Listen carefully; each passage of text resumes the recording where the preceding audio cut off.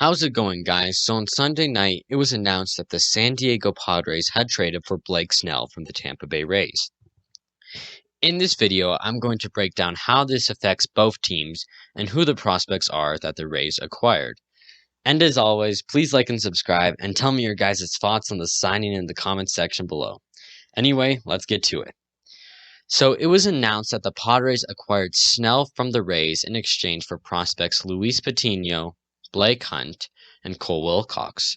They also acquired Major Leaguer Francisco Mejia in the trade as well. While earlier this offseason it was rumored that the Rays were listening on offers for Snell, it was just regarded as a rumor, and obviously any team will listen on offers for players, but that does not mean much. However, this was an extremely shocking move, but it is the Tampa Bay Rays, so it should be expected. Since making his debut in 2016, Snell has been one of the best pitchers in baseball, as evidenced by his Cy Young Award in 2018. Over the past 3 seasons, he has posted a 2.85 earned run average across 337.2 innings. In this past season, Snell had a 3.4 ERA along with a 4.35 FIP. If it is already not obvious that the Padres were serious World Series contenders, it should be now. The Padres finished with the National League's second best record behind their divisional rival, the Los Angeles Dodgers.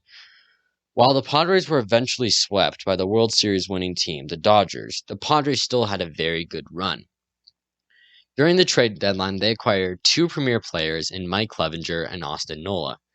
While Clevinger will be out for all of 2021, the Padres have more than enough depth to be okay.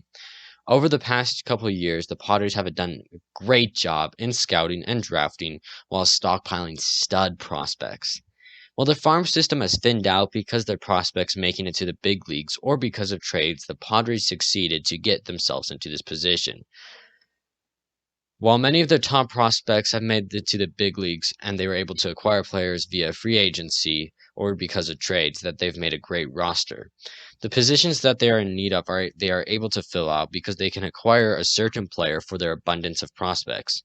Snell will presumably head a rotation that is Dinelson Lamet, who is a Cy Young contender, as well as Zach Davies, who's a very solid pitcher, along with Chris Paddock.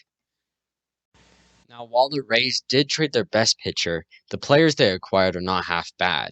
And of course, it's the Rays, and they are always very smart in their trades and rarely make mistakes. Most notably was the Rays trading Chris Archer to the Pittsburgh Pirates for Austin Meadows and Tyler Glasnow, who are the main components on the Rays World Series team. If you were to look at the Rays roster, you would find that almost all of their best players have been fleeced by other teams in trades. This trade also adds to the Rays' abundance of riches and prospects, as they already had MLB.com's top best farm system, including Wander Franco. Before the trade, Luis Patino was ranked 3rd in the Padres system and 23rd overall in baseball by MLB.com. He has drawn high praise from evaluators for his strong fastball and slider, along with his plus command. While he has made his debut this past season and threw to a 5.19 earned run average, there was not a lot of cause for concern. First off, Patino only threw 17 innings, and he was a 20-year-old facing hitters that were way older than him. Second, he had only thrown 7 innings above A-ball, and he would have not made his debut if there was a minor league season. Patino has consistently been a top prospect, and that should not change during his time with the Rays. In Patino, the Rays get a stud pitcher who has ace potential and is controllable through 2026. Of course, some Rays fans would wish that it was Mackenzie Gore that the team acquired instead of Patino, but Gore is untouchable according to the Padres. Cole Wilcox was the Padres' 7th best prospect according to MLB.com. Wilcox, who is 21 years of age, was drafted this year in the 3rd round of the MLB draft. However, Wilcox has drawn steady buzz and consideration about being picked in the 1st round, but he slid due to signability concerns. The Padres gave him a signing bonus of $3.3 million, which is the highest anyone has received in the 3rd round, and that is usually 1st round money.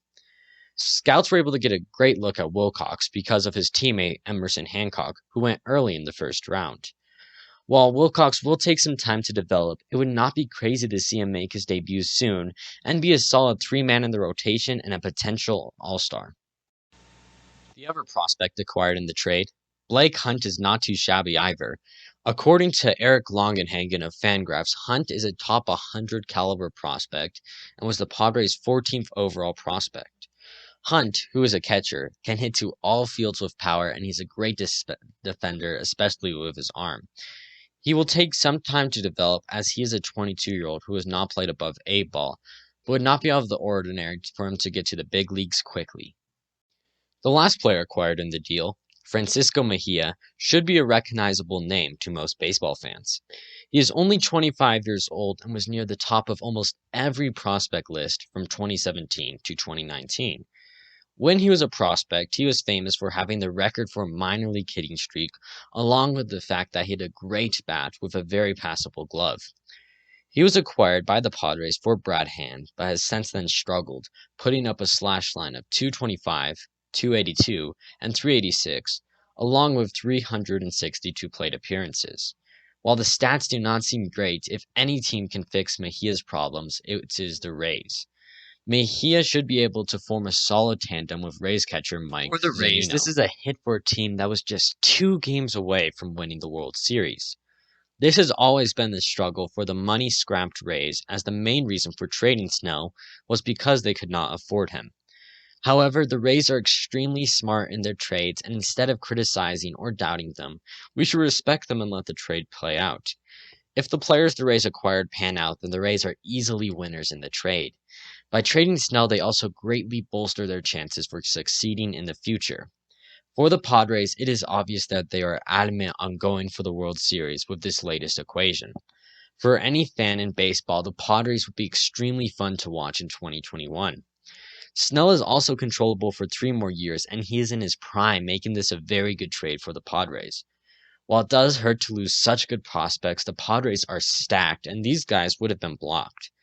While the baseball fan in me is very excited by this trade, the Dodger fan in me is very disappointed that we have to face Snell a lot. If you guys have enjoyed this video, please like and subscribe and tell me your guys' thoughts on who won the trade in the comment section below. Thanks.